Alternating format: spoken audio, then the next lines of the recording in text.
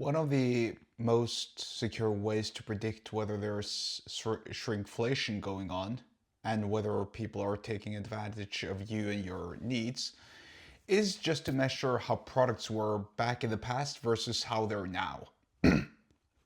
Especially if it's something easy to gauge, like any sort of food products. One example might be a Big Mac. I don't know if you've noticed, but the Big Mac in the commercials of McDonald's, they're always made out to be very, very big. Like it's a big burger. But when you get it, it's like this big. It's nothing. This small, this thin, and it's not this huge ass thing that it's made out to be. Same goes for the fries. I mean, a huge French fry package or deal, whatever you want to call it, at McDonald's is something like, I don't know, this. It's very, very slim and very, very tiny. It's not how big as it's made out to be. And I'm almost certain that it was way bigger back in the day, but I can't prove it. But something that has been proven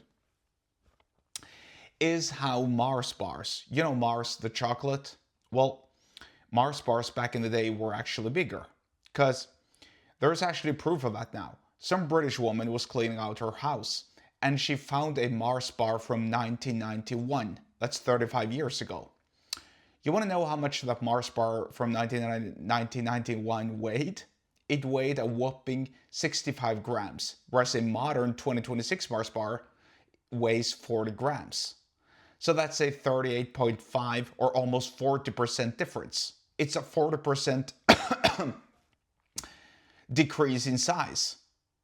In other words, modern Mars bars are almost just half the size of what they used to be back in the early 1990s.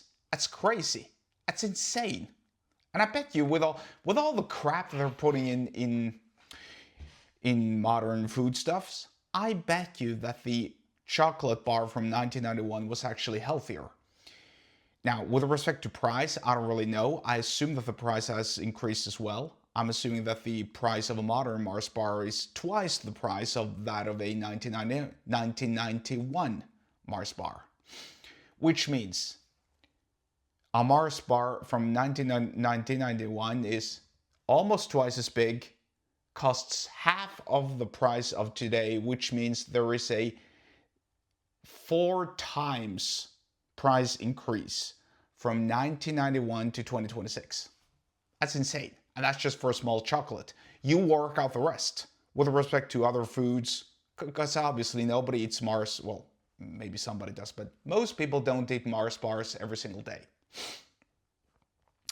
And so where I'm getting at with this is obviously not to point out that there is a shrinkflation, because there is, and we know that. However, these shrinkflations are just one of many tricks of what I call dark persuasion.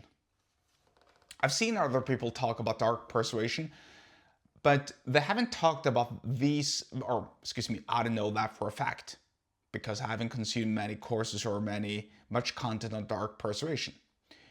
But here's where I'm getting at with respect to dark persuasion. Let's take this Mars bar. You know that the overwhelming majority of people who buy Mars bars either are born, I don't know, in 2000 and onwards. In other words, they didn't buy Mars bars in 1991. And you know also that the customer groups who bought Mars bars in 1991 now are too old, too busy with family life, too busy with other stuff to actually care that the Mars bars have shrunk in size. And so that's a brilliant trick to deliberately target the younger generation who didn't know that the Mars bars used to be bigger back in the day, whilst just taking the chance that the older generation who actually bought Mars bars way back in 1991 are too old, too busy, too involved with other stuff to really care. It's a brilliant marketing trick, but it is a form of dark persuasion because you're omitting the truth. You're not being truthful. You're not telling people that, look, back in 1991, our Mars bars were bigger, because they don't want you to know that. That's kind of like this cartoon that I saw the other, excuse me, not the other day, but that I read when I was a kid, where some kids are competing against a dude about selling pizzas to people. And one of the dirty tricks that the kids are pulling is to is to just make their pizza slices smaller without anybody noticing. See, that was my first meeting with shrinkflation, and also with dark persuasion, really, because this is dark persuasion, but it's on a it's on a surface level. Anyway, if you want to learn more about sales, persuasion, and business, get subscribed to my email list. The link to do so is in the episode description wherever you're watching and or listening to this, and I'll see you there.